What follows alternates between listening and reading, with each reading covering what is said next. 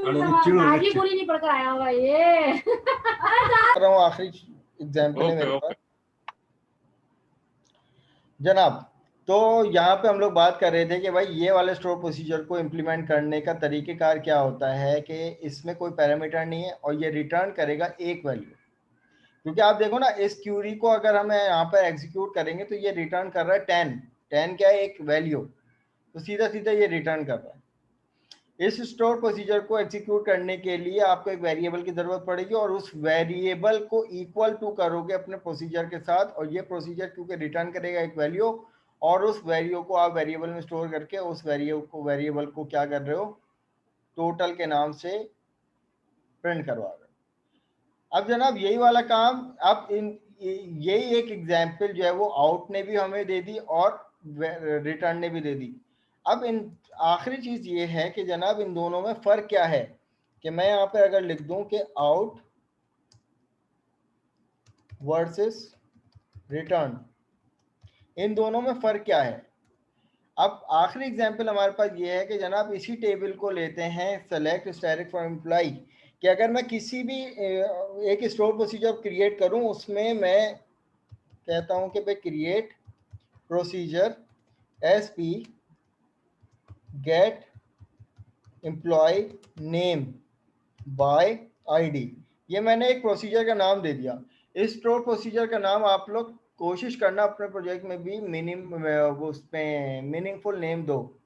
देखो अब ये स्टोर प्रोसीजर बिल्कुल ऐसे चलेंगे अगर कोई लोग विंडोज फॉर्म पे काम कर रहे हैं, तो जैसे वहां पे क्यूरी पास करते हो ना एसक्यूएल कमांड में, उसी एसक्यूएल कमांड में डबल कोटेशन में जाके स्टोर प्रोसीजर का नेम दे दो।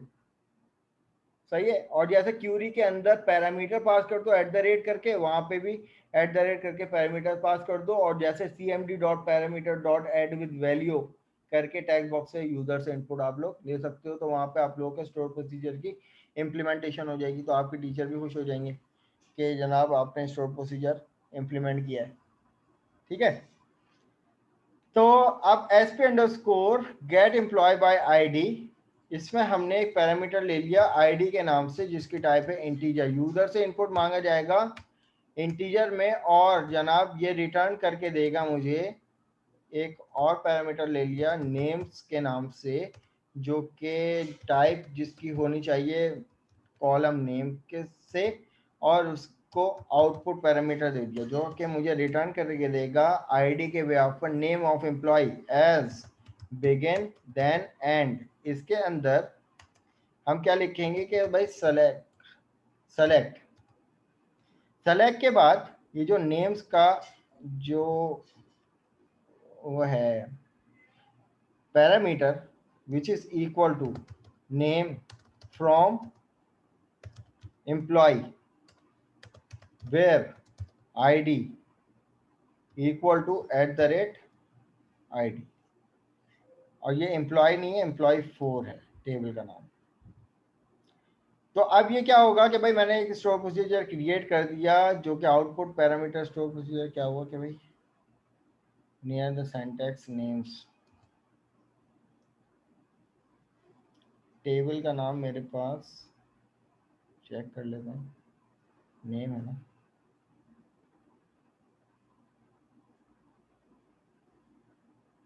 सॉरी ये ठीक है। अब यहाँ पे इसको क्रिएट कर लेते हैं। ये क्रिएट हो गया मेरे पास स्टोर प्रोसीजर। इसको एग्जीक्यूट करने के लिए हमें डिक्लेयर करना पड़ेगा वेरिएबल @emp नेम के नाम से वेरिएबल ले लिया, और जिसकी टाइप वही होनी चाहिए जो कि आपके आउटपुट पैरामीटर की टाइप है वेरिएबल कैरेक्टर। सही है। नंबर ऑफ कैरेक्टर सेम होना जरूरी नहीं है। स्टोर प्रोसीजर इंप्लीमेंट करोगे एग्जीक्यूट, देन उसके बाद स्टोर प्रोसीजर का नाम। इसमें पहला पैरामीटर आ गया जनाब, हमने दे दी फॉर एग्जांपल आईडी नंबर 3। अब आईडी नंबर 3 पे कौन सा एम्प्लॉय होगा उसके चाहिए अब आउटपुट पैरामीटर। आउटपुट पैरामीटर क्या है? आपने जो वेरिएबल क्रिएट किया है और इसके बाद आउट का कीवर्ड लगा दोगे तो वो रेफरेंस बनाएगा और आपको नेम रिटर्न करके देगा। अब मैं चाहता हूँ उसको टेबल में प्रिंट करवाना, तो जनाब मैंने इसी में इसको उठा लिया EMPLOY नेम के नाम से मैंने क्रिएट कर दिया। अब जब मैं यहाँ पे इसको एग्जीक्यूट करूंगा तो जनाब ID3 पे सारा थी, इसने मुझे नाम रिटर्न करके दे दिया।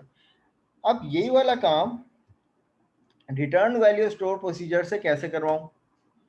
मैंने एक और प्रोसीजर बना लिया, create procedure SP return EMP name by ID। एक पैरामीटर इसको भी दे दिया ID के नाम से, इसकी टाइप क्या है, integer, as begin then end. इसके अंदर सबसे पहले हम लिखते हैं रिटर्न का कीवर्ड और क्यूरी में बाइंड कर देंगे select name from employ number 4 where ID equal to @ID। अब क्या होगा कि जनाब जब ये वाली क्यूरी चलेगी ना तो ये क्या रिटर्न करके देगा, ये एक नेम रिटर्न करके देगा जब यूजर से इनपुट आएगा नेम। तो मैं इस प्रोसीजर को क्रिएट कर लेता हूँ, ये भी प्रोसीजर मेरे पास क्रिएट हो गया। अब इसको एग्जीक्यूट करने का भी वही तरीक़ेकार है, आपको एक वेरिएबल लेना पड़ेगा। डेटाबेस को रिफ्रेश कर लो आप, ठीक है। डिक्लेयर करना पड़ेगा वेरिएबल @ मैंने कह दिया कि भाई EMP रिटर्न के नाम से, EMP रिटर्न के नाम से मैंने वेरिएबल ले लिया। अब इसकी टाइप क्या होनी चाहिए, इसकी टाइप varchar होनी चाहिए, क्योंकि ये varchar रिटर्न करेगा ना, नेम रिटर्न करेगा। तो फिर उसके बाद क्या करोगे, क्यूरी को एग्जीक्यूट करोगे। एग्जीक्यूट, ये जो पैरामीटर है आप इसको इक्वल टू करो अपने स्टोर प्रोसीजर से, और जब ये स्टोर प्रोसीजर इंप्लीमेंट होगा तो इसको चाहिए एक वैल्यू, हमने कहा 3, ID नंबर 3 दे दी। देन उसके बाद select @EMP return as employ name. अब जनाब जब मैं इसको चलाऊंगा ना स्टोर प्रोसीजर को, तो it will return the error. अब डिफरेंस ये है, याद रखिएगा, आउटपुट पैरामीटर और स्टोर प्रोसीजर पैरामीटर, वो रिटर्न वैल्यू स्टोर प्रोसीजर में, कि जनाब आउटपुट पैरामीटर किसी भी टाइप की वैल्यू को रिटर्न करवाने के लिए इस्तेमाल होता है, जबकि return only return integer type value. सही है। तो फाइनली यहाँ पर डिफरेंशिएट भी इन्होंने कर दिया कि रिटर्न स्टेटस वैल्यू और आउटपुट पैरामीटर में क्या डिफरेंस है, कि ओनली इंटीजर डेटा टाइप होनी चाहिए, सही है, और आउटपुट पैरामीटर में कोई भी टाइप चलेगी। Return only one value, return value store procedure only return one value, जबकि आउटपुट पैरामीटर जो है वो मोर देन वन वैल्यू भी रिटर्न करवा सकता है। यूज टू कन्वे सक्सेस और failure, use to return value like name. Use to convey success और फेलियर मतलब कि मतलब कोई एक डिसीजन देगा, या तो ये सक्सेसफुली चलेगा या तो नहीं चलेगा, या तो use to return the value like एक से ज़्यादा नेम और काउंट ETC। तो क्लास अब मुझे बता सकते हो आप लोग कि भाई आउटपुट पैरामीटर स्टोर प्रोसीजर में और रिटर्न वैल्यू स्टोर प्रोसीजर में क्या फ़र्क है, ठीक है। अब ये ओवरऑल जो बात हम लोगों ने की थी ये स्टोर प्रोसीजर थी, और यहाँ पर स्टोर प्रोसीजर का टॉपिक ख़त्म। फाइनली मैं आप लोगों को असाइनमेंट के जो क्वेश्चन जो मैंने स्टोर प्रोसीजर के दिए हैं वो मैं समझा देता हूँ कि उसमें करना क्या है, ठीक है। फिर मैं आप लोगों की अटेंडेंस लेता हूँ।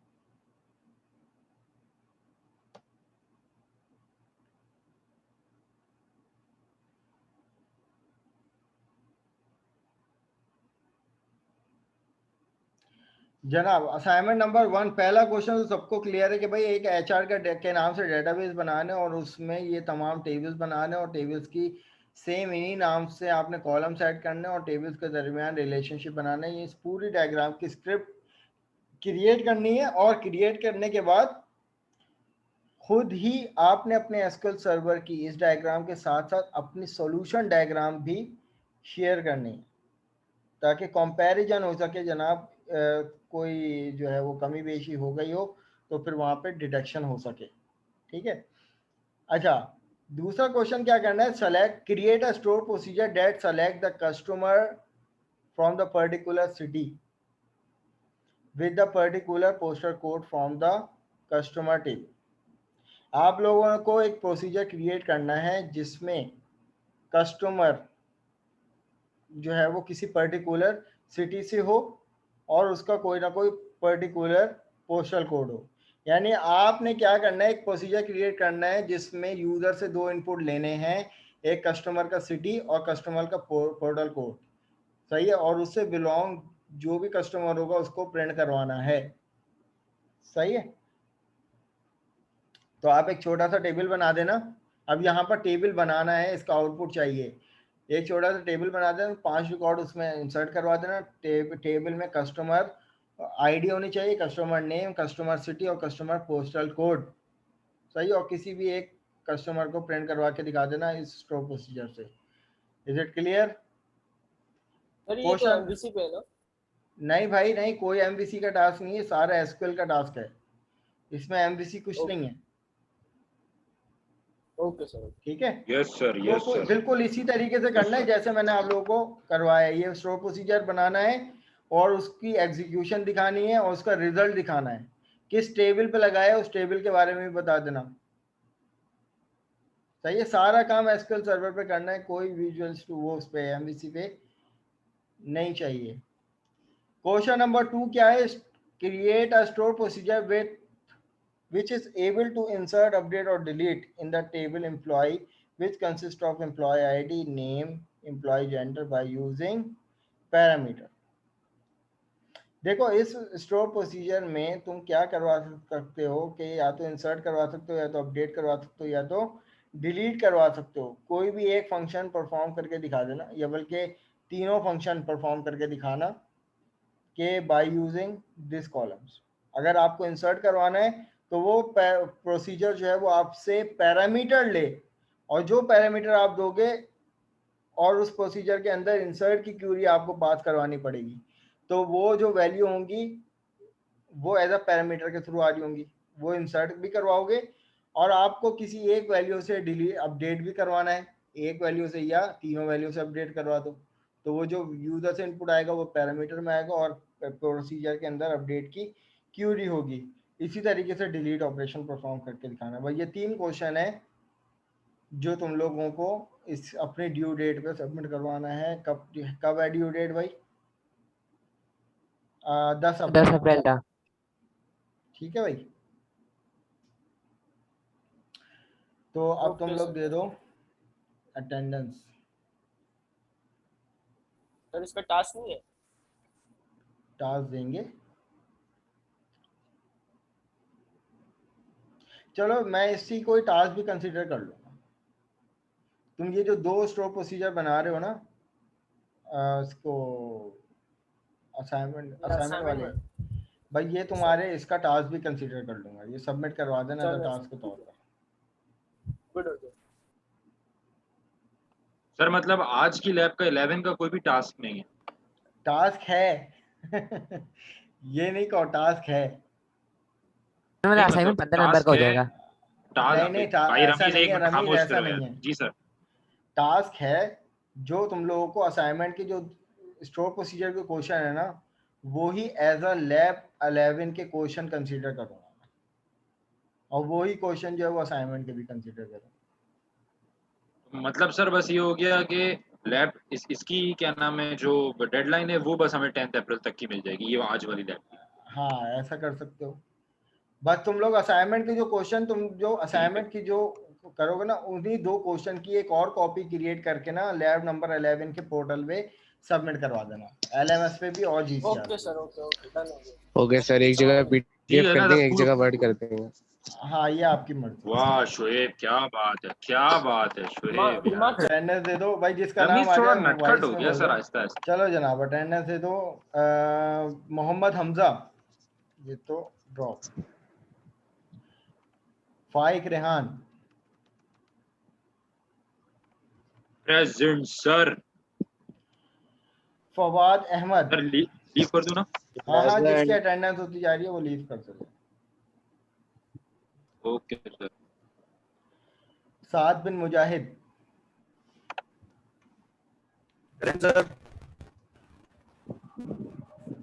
Syed Taha Anwar, present sir. Rameez Azhar, present sir. Hafsa Kanwal, जी sir, present. Shahzeb, present sir. Fiza Ishaq, present sir. Ryan Mirza, Ryan Mirza,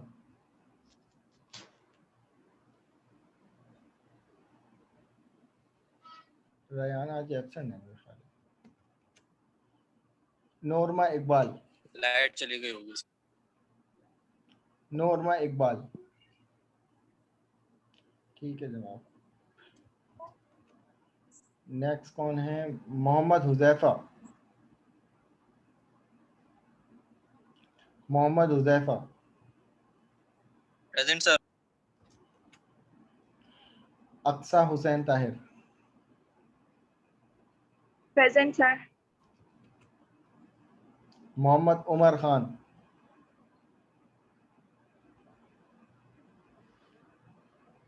Mohammad Umar Khan,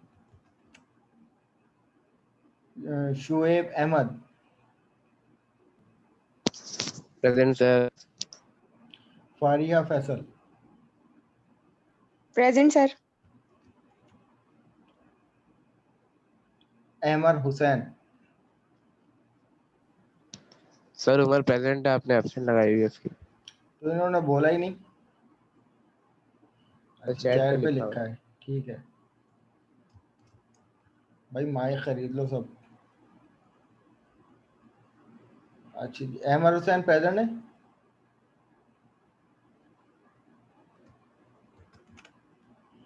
अर्श Momin, present sir. Sheikh Mohammad Umar Shahid, present sir.